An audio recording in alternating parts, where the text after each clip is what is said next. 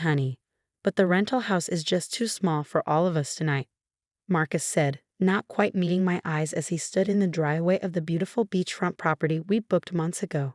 "You and the kids will have to find somewhere else to stay." I stared at him in disbelief. Our two exhausted children slumped against me after the long drive to the Florida coast. The words made no sense. We'd specifically chosen this 4-bedroom house to have plenty of space for our family vacation. My name is Olivia, and at 34, I never imagined I'd be standing outside our $3,000 per week rental home at 9 p.m., watching my husband of 12 years essentially lock us out. Our kids, Emma, 10, and Lucas, 8, were too tired to even protest, having endured the 8-hour drive from Atlanta with nothing but dreams of beach days ahead to sustain them. "Marcus, this makes no sense," I said, trying to keep my voice steady. We looked at the floor plans together. "There's more than enough room." He shifted uncomfortably, glancing back at the house. Things changed. My work colleagues showed up unexpectedly. They need the space for an emergency project meeting. Work colleagues? You're a high school gym teacher. What emergency meeting requires a beach house? But he was already turning away, grabbing our suitcases from the trunk and placing them on the driveway. "Here's some cash for a hotel," he said, pulling out his wallet. "I'll call you tomorrow once things settle down." I looked at the measly $100 he held out. In peak season, that wouldn't even cover one night at the cheapest motel in town, if we could even find vacancy. "Marcus, we can't." "Mom?" Emma's tired voice interrupted. "I need to use the bathroom." Marcus stepped back toward the house. "There's a gas station about a mile down the road. I'm sorry, but you need to leave. Now." The door closed with a decisive click, leaving us standing in the humid night air. I helped the kids into our SUV, mind racing as I tried to make sense of what was happening. Through the windows of the house, I could see shadows moving, hear faint laughter that definitely didn't sound like a work meeting. "Mom, I thought we were going to build sandcastles tomorrow," Lucas said, his voice small and confused. "We will, sweetheart. I promise," though I had no idea how I would keep that promise. "Let's just find somewhere to rest first." The nearest hotel wanted $400 for their last available room. The next one was fully booked. The third didn't answer their phone. After an hour of desperate calls, I pulled into a beachfront parking lot, trying to figure out our next move. That's when I saw her, a woman walking along the moonlit beach, holding the hand of a little girl who looked around Emma's age. Something about her seemed familiar, though I couldn't place why. They headed toward our rental house, the same one my husband had just barred us from entering. I watched, stomach churning, as they walked right up to the front door. It opened immediately, spilling warm light onto the path. And there stood Marcus, greeting them with the kind of embrace that told me everything I needed to know about his work meeting. "Mom," Emma's voice came from the back seat, more alert now. "Isn't that Dad's friend Melissa? The one from his phone?" My blood ran cold. Melissa. The name I'd seen pop up on his phone too many times over the past year, always dismissed with excuses about parent-teacher conferences or school events. Now here she was, walking into our vacation rental with her daughter while we sat in a parking lot with nowhere to go. I gripped the steering wheel until my knuckles turned white, tears threatening to fall. But I couldn't cry, not now, not in front of the kids. They needed me to be strong, to figure this out. I reached for my phone, scrolling through contacts until I found the one person who might be able to help. "Olivia?" My sister Kate's voice was groggy with sleep. "What's wrong?" "I need your help," I said, my voice surprisingly steady. "And I need you to help me access Marcus's email. Remember when you helped set up his accounts last Christmas? Please tell me you still have those passwords." There was a pause, then the sound of typing. "Give me 5 minutes," Kate said, fully awake now. "And Olivia? Whatever he did, we're going to make it right." I ended the call and looked back at our rental house. Through the window, I could see Marcus, Melissa, and her daughter settling in for a cozy evening in the home I'd spent months saving for, planning every detail of what should have been our perfect family vacation. What Marcus didn't know was that I'd been quietly preparing for something like this. Not this exact scenario. I never imagined he'd be cruel enough to make his own children sleep in a car. But after finding suspicious text messages and unexplained charges on our credit card statements, I'd started documenting everything. My laptop contained a folder labeled Family Photos that actually held screenshots of every questionable transaction, every late-night text, every unexplained absence. I even hired a private investigator last month, though I called them off when Marcus seemed to recommit to our family.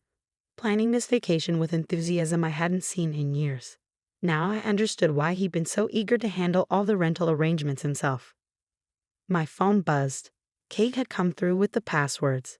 With trembling fingers, I logged into Marcus's email account. And there it was, months of correspondence with Melissa, planning their parallel vacation. The rental agreement showing he actually booked 6 bedrooms, not 4. Airline itineraries for Melissa and her daughter, paid for with our joint account. Mom. Lucas's sleepy voice came from the back. Can we go inside soon? I looked at my children, then at the house where their father was playing happy family with his secret girlfriend. Something inside me hardened into resolve. Yes, baby, I said, starting the car. We're going somewhere even better. I pulled out of the parking lot and drove to the nearest Bank of America branch. It was closed, of course, but the ATM would serve my purpose. I had 20 minutes until midnight, 20 minutes to act before Marcus could realize what I was about to do. Our joint account held just over $45,000, the combined savings we'd been building for the kids' college funds. Marcus had always insisted on keeping the money there instead of moving it to a dedicated education account, claiming we needed the flexibility. Now I understood why. I began withdrawing cash in $800 increments, the maximum allowed. With each transaction, I imagined Marcus's face when he discovered what I'd done. He thought he could discard us, leave his children sleeping in a car while he played house with his girlfriend. He was about to learn a very expensive lesson about consequences. My phone buzzed again, Kate sending more screenshots from Marcus's email. Dinner reservations, spa appointments, even a ring purchase from 2 weeks ago. All paid for with our family savings, all meticulously planned behind my back. I made the final withdrawal just as the clock struck midnight. The account was now empty except for $100, the same amount he tried to give us for a hotel. Poetic justice, I thought, tucking the cash into my purse. I drove to the nicest beachfront hotel in town, the one with the water park the kids had begged to visit when we first planned this trip. Marcus had claimed it was too expensive, insisting we stick to our rental house budget. Good evening, I told the front desk clerk, pulling out my credit card, my personal one, not the joint account Marcus could access. I'd like your best oceanfront suite for the week. And do you still offer those dolphin watching tours my children were asking about earlier? The clerk's eyes lit up. Yes, ma'am. Would you like me to add that to your reservation? It includes breakfast and a private cabana. Perfect, I said, smiling for what felt like the first time in hours. And one more thing, if anyone asks for us, especially a man named Marcus Bennett, we're not here. I carried Lucas to bed while Emma sleepily followed, both kids too exhausted to even notice their luxurious surroundings. As I tucked them in, my phone began buzzing with texts from Marcus. Where are you? The ATM says insufficient funds. What did you do? Answer your phone right now. I silenced the notifications and walked out onto our private balcony, breathing in the salt air. Below, I could see our rental house, its lights still on as Marcus presumably discovered the consequences of his choices. My phone buzzed one final time, an email from Kate. She found something else in Marcus's accounts, something that would ensure he could never hurt us like this again. But that would wait until morning. For now, I watched the moonlight dance on the waves, listening to my children's peaceful breathing from the next room. Tomorrow would bring chaos, confrontation, and change. But tonight we were safe, comfortable, and far from the man who thought he could discard us so easily. I smiled, thinking of the dolphin tour tickets tucked safely in my purse. Marcus had chosen his new family over us? Fine. We would have the vacation of a lifetime without him. The kids and I deserved nothing less. Morning came with a symphony of seagulls and crashing waves. I barely slept, spending most of the night reviewing the documents Kate had uncovered. Each new revelation felt like another twist of the knife Marcus had plunged into our marriage. The email Kate found wasn't just evidence of an affair, it was proof of calculated financial deception spanning years. Marcus had been systematically diverting money from our joint accounts into a private one, using it to fund a lifestyle with Melissa that our children had been denied. private school tuition for her daughter, weekend getaways disguised as teaching conferences, even a down payment on a condo in Tampa, waiting for the right time to leave us. I was still processing this information when Emma wandered onto the balcony, her eyes wide as she took in the ocean view. Mom, this place is amazing. But why aren't we at the other house with Dad? Before I could answer, my phone rang. Marcus again, his 20th call since midnight. This time I answered. Where is my money? He roared, not bothering with pleasantries. Our money, I corrected calmly, is being put to better use than funding your girlfriend's lifestyle. How's Melissa enjoying my rental house? The line went silent for a moment. Then his voice dripping with venom. You've lost your mind. I'm calling the police. Go ahead, I replied, opening my laptop. I'm sure they'd be very interested in these bank statements showing how you've been embezzling from our children's college fund. Or maybe they'd like to see the deed to that Tampa condo you bought with Melissa 2 months ago. How did you?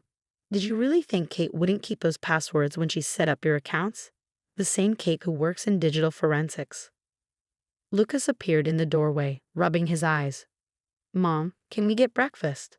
Of course, sweetie, I said, then back to Marcus. I have to go. Our kids are hungry. You remember them, right? The ones you made sleep in a car last night. Olivia, wait.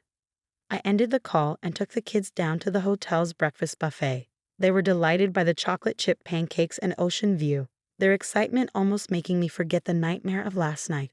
Almost. My phone buzzed with a text from Kate. He just found his life insurance policy. Guess who he changed the beneficiary to last month? I excused myself from the table, stepping away to call her. Tell me everything. What Kate had discovered was the final nail in the coffin of my marriage. Marcus hadn't just been planning a new life with Melissa.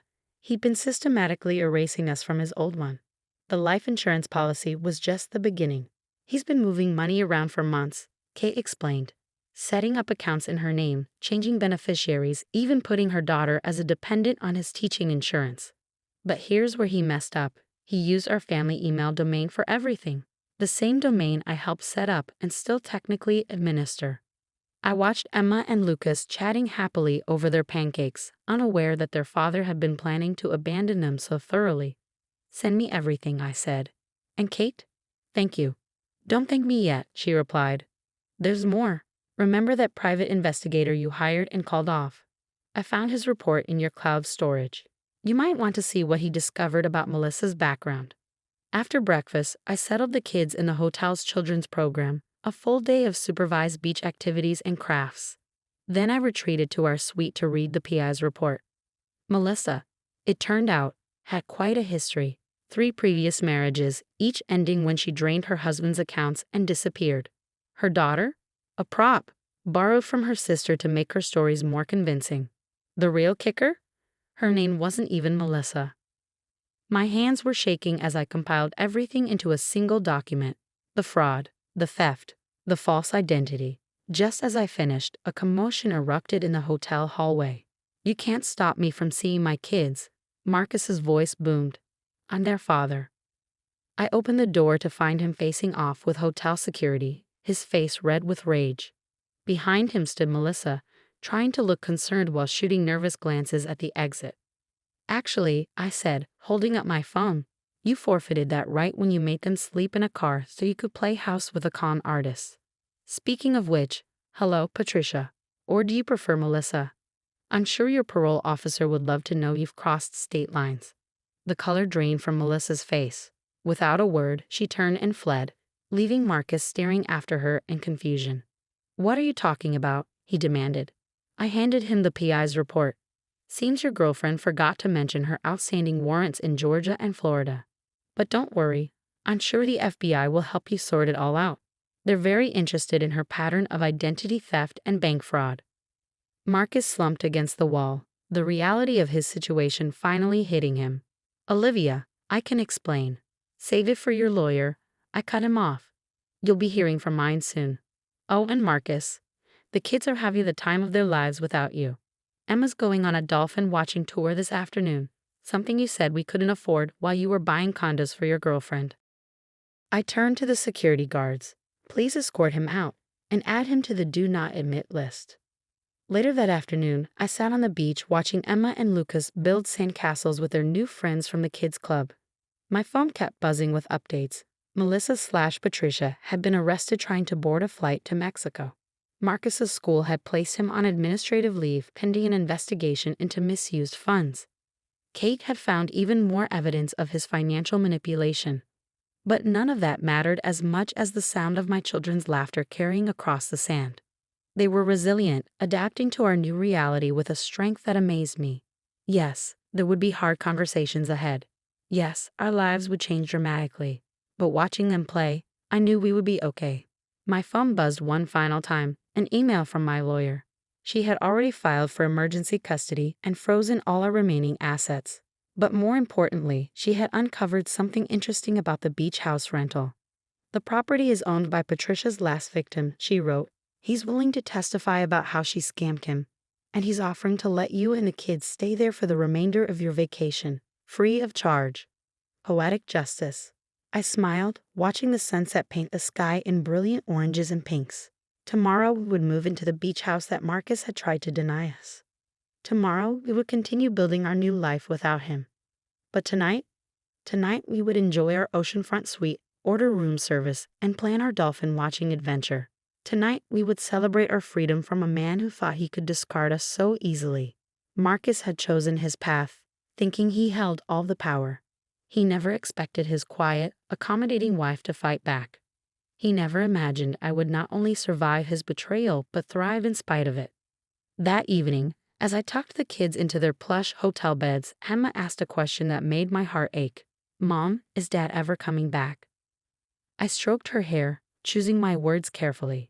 Sometimes, sweetie, the best thing a person can do is leave our lives. Your father made choices that hurt us, but we're going to be okay. Better than okay. Because we have each other. Lucas chimed in. Exactly, I smiled. And because we're stronger than he ever knew. After they fell asleep, I stood on the balcony again, watching the moonlight dance on the waves. The beach house that was meant to be the site of our family's destruction would instead become the launching point for our new beginning. Marcus had wanted to throw us away, but he'd only succeeded in setting us free. And as I listened to the rhythm of the ocean and my children's peaceful breathing, I knew with absolute certainty that we had already won. The vacation he tried to steal from us? It was just the beginning of our greatest adventure, a life without his lies, manipulation,